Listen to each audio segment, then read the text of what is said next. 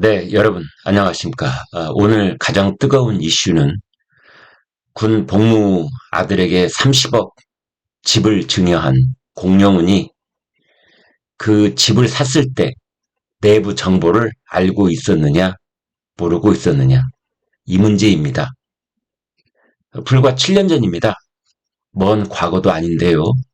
군 복무 아들에게 30억 증여, 전역 선물 비슷하게 이제 이 집을 준 건데요. 그때 이 공영훈 경기도 화성을 더불어민주당 국회의원 후보 이 사람이 그때 이 땅을 샀을 때 도대체 무슨 일이 있었느냐 이제 이겁니다. 여러분 조선닷컴 함께 보고 계십니다. 지금 유세하는 장면입니다. 민주당 경기 화성을 제22대 국회의원 선거 공영훈 출마 선언 지금 보고 계신 이 사람입니다. 저 거대한 아파트 단지를 배경으로 하고 사진을 찍었습니다. 내용 보겠습니다. 더불어민주당 영입인재인 공영훈 경기 화성을 국회의원 후보가 현대자동차 부사장 시절 서울 성수동 땅과 건물을 매입한 과정 도대체 무슨 일이 있었을까? 우리가 막연하게 비판을 할 것이 아니라 좀 구체적으로 보자. 이제 이겁니다. 여기 있습니다.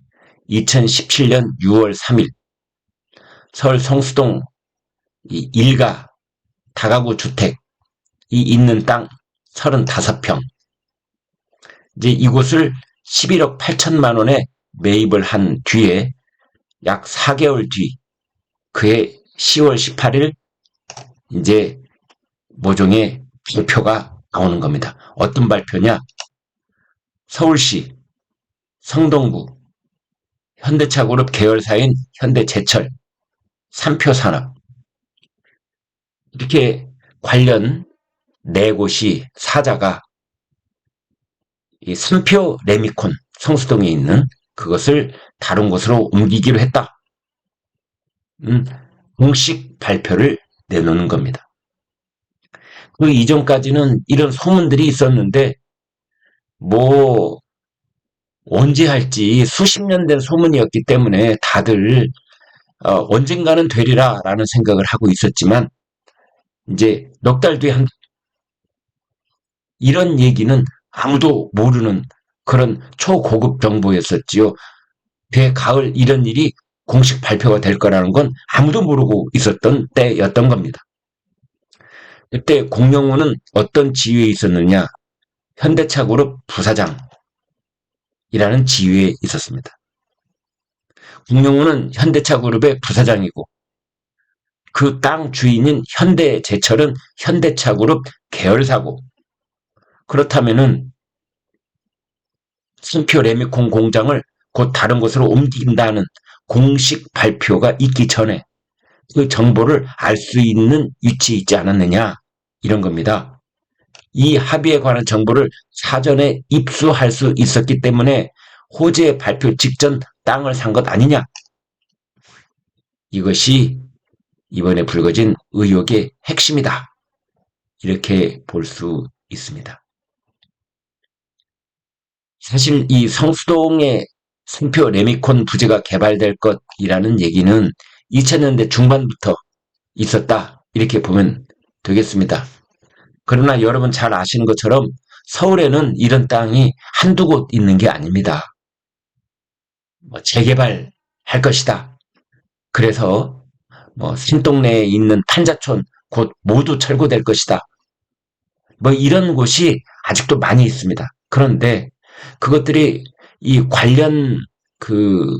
관련돼 있는 사람들의 이해관계가 충돌을 하고 주민들도 의견이 서로 제각각이기 때문에 재개발을 못하고 수십 년째 그대로 묵혀있는 곳들이 많습니다.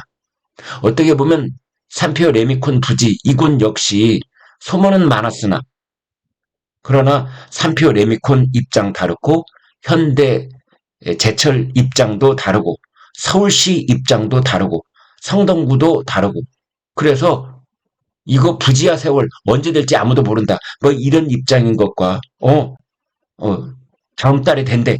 예를 들면 그런 것과는 하늘과 땅 차이인 겁니다. 그래서 삼표 레미콘 여기 환경 오염을 유발하는 업체이기 때문에 주민들의 민원이 이만저만이 아니었던 것입니다. 따라서 이건 곧 옮긴다라는 얘기였는데 삼표 레미콘은 뭐 그럴 생각이 별로 없었어요. 사실은 조건이 안 맞은 거죠. 꼭 그곳에 반드시 공장을 가지고 있어야 된다라는 입장을 고집하는 건 아니지만 거기에는 적정한 조건과 대가가 있어야 되는 거 아닙니까? 이제 그런 것 때문에 계속 뭔가 의견 일치가 안 되고 있었던 겁니다. 이제 그렇게 뭐 10년도 가고 20년도 가고 그러는 거죠.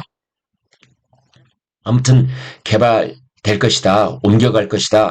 2000년대 중반부터 이제 그런 얘기는 쭉 있었고, 이 땅은 원래 삼표 레미콘, 이 삼표 그룹 것이었지만 현대차 그룹이 2006년에 이 부지를 매입을 했었습니다. 그러면 현대차 그룹은 왜 이 땅을 샀느냐? 110층짜리 글로벌 비즈니스 센터를 짓겠다. 이제 했던 겁니다, 여기다가. GBC, 글로벌 비즈니스 센터. 110층짜리. 그런데 이 계획은 무산이 됩니다. 왜냐? 그때 현대차 그룹이 서울시와 이 기부 체납 얼마를 해야 되느냐. 이제 서울시는 많이 받아내려고 그러고 현대차 그룹은 적정 수준에서 그걸 줄이려고 하고 이제 이렇게 부딪히고 있었던 것이겠지요. 그런데 그 당시 서울시장 오세훈 무상급식 투표가 실시가 되면서 주민투표였죠. 그러면서 오세훈 시장이 박원순 시장으로 바뀐 겁니다. 그런데 문제는 현대차 그룹의 이 글로벌 비즈니스 센터 여기에 오세훈 시장은 찬성, 박원순 시장은 반대. 그랬던 겁니다. 그래서 박원순 서울시장이 들어오자마자 서울 도심에 50층 이상 빌딩은 짓지 못한다. 이렇게 딱 제안을 걸어버렸습니다. 그러니까 현대차 그룹은 여기에 글로벌 비즈니스 센터 짓는 것이 무산된 거죠. 따라서 3표 레미콘 다른 곳으로 옮겨간다. 이것도 일단 중지. 이렇게 된 겁니다. 그래서 3표 레미콘 측이 현대제철에 임대료를 내고 이 땅을 써왔다. 이제 이겁니다. 그런데 이 성수동의 레미콘 부지가 다시 언급된 것은 그로부터 3년 뒤인 2015년 10월 박원순 서울시장이 성수동 레미콘 공장 이전을 임기 내에 해결하겠다. 이렇게 밝혔습니다. 그때의 임기는 이제 불과 뭐 2년? 이 정도밖에 안 남은 거죠. 뭐 1, 2년 뭐 이 정도입니다. 그러니까 아무튼 해결하겠다. 이제 박원순 시장도 그때 서울시 성동구 신년 인사에 참석해가지고 2016년 1월에 말이죠. 이런 발언을 합니다. 성동구민의 오랜 수건인 성수동 3표 레미콘 이전 문제를 올해 안에 해결하겠다. 이거는 이제 박원순 서울시장이 자기 선거하고 맞물려 있는 시기가 도래하니까 그 투표를 의식한 선거를 의식한 이런 발언을 했다고 볼 수도 있고 아니면 오랜 성동 구민의 민원을 들어주지 않을 수 없겠다라는 것에 공감을 했다. 뭐 어느 쪽이든 무슨 상관이 있겠습니까마는 결과적으로 3표 레미콘을 이전하겠다. 서울시장이 그렇게 공식 발표를 한 겁니다. 이제 그리고 공영훈 후보가 땅을 산 것은 그 이듬해 2017년 6월인 겁니다. 그런데 이런 구체적인 일정, 세부 일정 이것을 알고 있는 사람은 서울시의 몇 사람, 현대제철의 몇 사람, 3표 레미콘의 몇 사람 이제 이런 겁니다. 성동구의 몇 사람. 이런 것은 사실은 아주 엄격한 대외비에 해당되는 문제인 것입니다. 이해 관련자들이 많기 때문에 그런 거죠. 그래서 이번에 성동훈, 죄송합니다. 공영훈 이 후보가 이 집을 11억짜리 집을 산 것은 정보를 미리 알았기 때문 아니냐. 이제 이런 거죠. 정보 유출에 의혹을 제기하는 쪽은 이 시기에 그때 공용훈 후보가 현대차그룹 홍보실장 부사장으로 일했다는 겁니다. 홍보실장이라는 직함인데 이제 계급이 부사장급이었다는 거죠. 그렇게 되어 있습니다. 알고 봤더니 당시 현대차그룹 전략기획 담당 사장 산하에는 홍보실과 대관 조직이 있었다.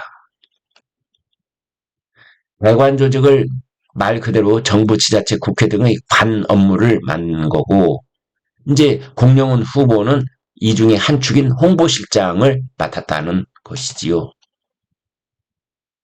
직접 보고하는 그런 라인 속에 그 개선 속에 들어있는 부사장직은 아니지만은 각종 회의에서 전략기획 담당 사장 산하에 있는 대관 조직 쪽에서 서울시나 성동구 등과의 논의 진행 과정 관련 정보를 입수했을 가능성도 있다. 이제 이런 겁니다.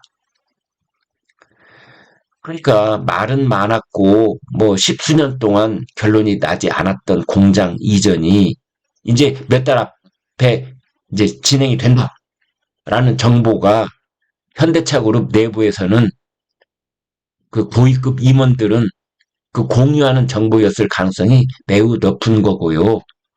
이제 그래서 이게 그 내부 정보를 미리 알고 10억 원이 넘는 땅을 사고 그것이 다시 몇 해 뒤에는 30억이 넘는 그런 시세로 폭등을 하고 이런 혜택을 본 것 아니냐 이제 이렇게 본 겁니다. 아마 이런 것이 불거져 있다는 것을 정주영 현대그룹 회장이 지하에서 이걸 아신다면은 아마 공영훈에게 물벼락을 내릴 것이다. 그런 생각도 듭니다. 우리말에 배나무 밑에서는 갓끈을 고쳐매지 말고 오이밭에서는 신발끈 고쳐매지 마라. 이런 말이 있잖아요. 그래서 오히려 현대차 그룹의 고위 임원들이라면은 눈여겨본 땅이 예전부터 있었다고 하더라도 이런 일이 진행이 된다면 현대제철과 서울시와 삼표 레미콘과 이런 일이 진행 중이라면 이런 행동은 삼가했어야 되는 일 아니냐. 그런데 이게 또 그 직전에 일어난 일이기 때문에 이건 분명히 내부 정보에 접근에 있었을 것이다. 그래서 그걸 귀뜸을 받고 여기 땅을 샀을 것이다. 라고 의혹 제기를 하고 있는 중입니다. 자, 이런 상황 속에 이 항하나가 있고요. 아무튼 정주영 회장이 살아계신다면 불벼락을 내렸을 일이다. 당장 후보 사퇴하라. 라고 명령을 내렸을 일이다. 저는 그렇게 보고요. 그 다음에 여기 또 하나 보겠습니다. 이게 지금 더불어민주당의 어떤 도덕적인 측면을 볼 수 있는 일이기 때문에 여러분하고 공유를 하고 있는데 양문석 경기도 안산갑 이제 이 사람이 지금 사기 대출을 했다라는 의혹 속에 휘말려 있는데 당 공천 심사 때는 딸 명의의 11억 대출을 신고하지 않았다. 이겁니다. 그래서 당 일각에서는 허위 재산 신고로 공천이 취소된 세종시 갑 이영선과 이건 똑같은 사례다. 이렇게 보고 있는 겁니다. 따라서 똑같은 사례라면 이영선 공천을 취소했다면 양문석은 후보 등록을 취소시켜야 되는 것 아니냐. 이제 이런 얘기인 겁니다. 공천 심사 때 딸 명의의 대출을 누락했다. 양문석 씨 모습 보고 계십니다. 서울 서초구 잠원동 아파트를 사면서 대학생 딸 명의로 11억 대출을 받은 더불어민주당 양문석 경기 안산갑 후보가 당 공천 심사 때에 딸 재산 신고를 거부한 것이라고 확인이 됐다는 겁니다. 왜 그랬느냐? 당의 후보 검증 과정에서 문제가 될 것을 고려해 고의로 누락한 것으로 보인다. 실수로 누락이 아니라 고의로 누락한 것으로 보인다. 지금 이 대출, 11억을 대출하고 있다라는 것은 이 돈을 갚지 않았기 때문에 지금 현 상황입니다. 과거 일이 아닙니다. 지금 현재 이 딸은 대구에 있는 수성 새마을금고에서 11억을 이 잠원동 아파트를 담보로 해서 대출한 것으로, 그것도 사업자 명목으로 사업을 할 돈으로 쓰겠습니다 하고 대출한 것으로, 그렇게 지금 현재 상황입니다. 그게 이제, 그런데 이걸 후보 검증 과정에서는 누락을 했다. 그래 놓고 중앙선거관리위원회 후보 등록을 할 때는 이걸 신고를 한 겁니다. 참 기가 막힌 거죠. 네. 그래서 허위 재산 신고다. 이것도, 그래서 공천이 취소됐던 이영선 변호사 세종갑하고 같은 경우다. 이 양문석 씨는 말이죠, 이 재산 신고를 하면서, 그러니까 공천 과정에서 더불어민주당이 자녀 재산은 고지 거부로 기재해서 당에 제출했답니다. 고지 거부. 나는 본인이 아니고 내 딸도 성인인데, 내 딸은 성인이기 때문에 내 딸의 재산에 대해서는 나는 뭐 고지하지 않겠다. 뭐 경제 독립체다. 이런 핑계를 댔던 사람들도 있지요. 아무튼 고지를 하지 않은 겁니다. 그런데 민주당은 좋다. 고지 거부는 받아들이겠다. 그러나 나중에 중앙선거관리위원회에 등록될 재산과 동일한 기준으로 신고를 하라. 이런 지침을 이미 내린 바 있습니다. 보아, 우리는 이제 공천심사를 하고 당신네들 재산을 뭐 계좌를 추적하고 끝까지 알아볼 그런 뭐 강제력을 가지고 있지는 않아. 당이기 때문에. 그러나 나중에 중앙선거관리위원회에 등록된 당신 재산하고 이번에 공천심사 과정에서 당에 제출한 재산하고 서로 다르면 안 돼. 그건 똑같아야 돼. 이렇게 지침을 내렸다는 거죠.